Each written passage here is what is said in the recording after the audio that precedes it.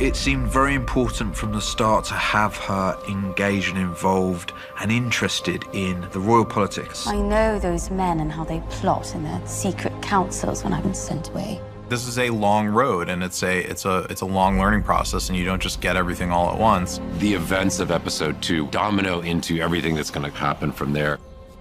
Your father loves you. He chose you for his heir.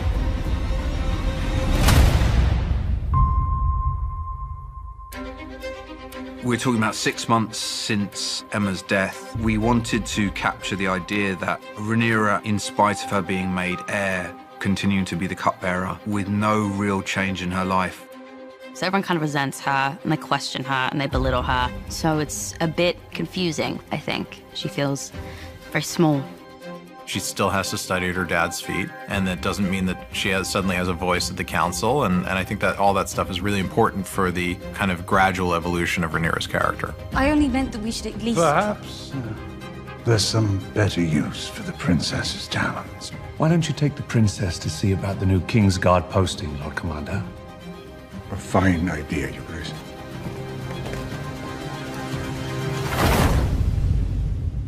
At the time that she chooses the Kingsguard, it's her first thing she's assigned to.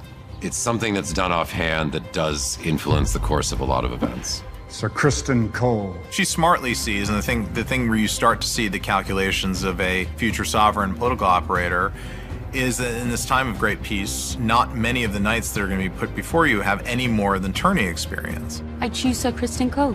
She's basically saying, I'm going to pick the person who's going to do the job right. My father should be defended by a man who's known real combat. Should he not? She's smarter than they think she is, and she's trying to prove it.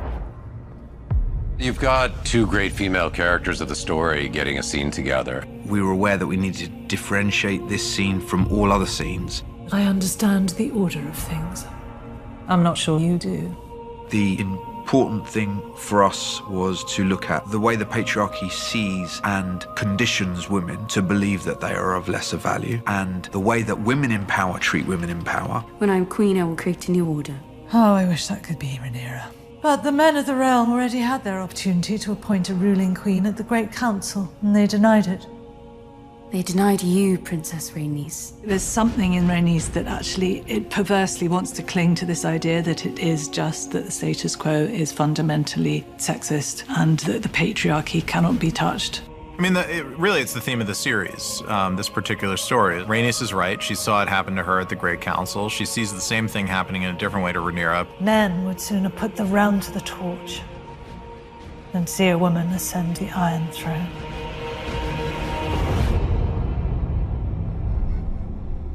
Viserys was kind of hoping the Daemon problem had gone away. Of course, that's not really realistic.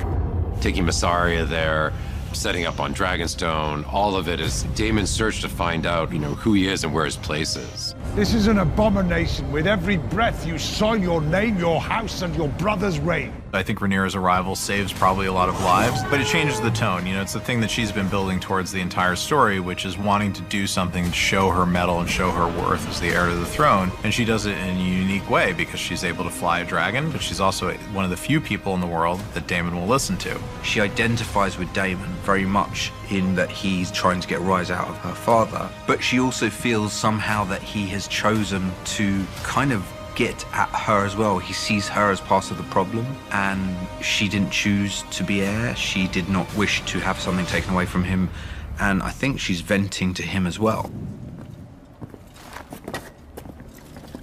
Your Grace, the princess has returned from Dragonstone. Dragonstone?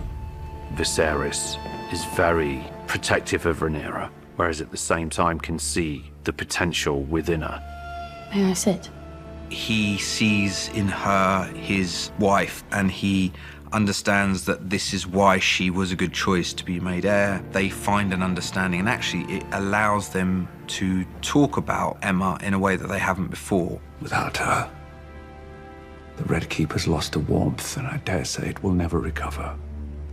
It pleases me to hear you say this. To know that I'm not alone in my grief. The thing about being the king is it's a very callous world. My wife's only just been cremated, and you're asking me who I'm going to marry, and it's pressure, pressure, pressure. There is this misunderstanding, which is Viserys believing that he has to get married and he has to explain this to Rhaenyra, and Rhaenyra saying, whatever you choose to do, I'm okay with it. Although what she should have said is, as long as it's not my best friend. Alicent's journey is that she's holding space for the king while he mourns. She does it out of kindness. She doesn't go intentionally to court the king. She cares, and she has seen her father go through the same grief that Viserys is going through. For Viserys, it's having someone who genuinely cares without having an ulterior motive of trying to get closer to him.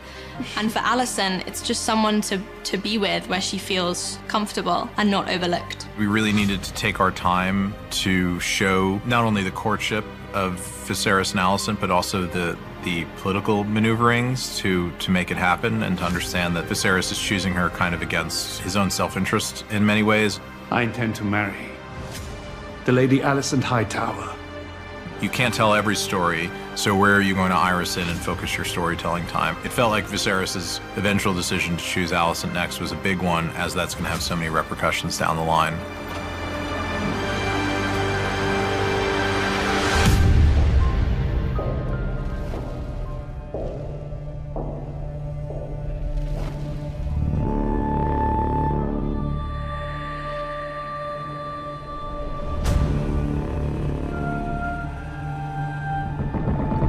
Gods. Kings. Fire. And blood.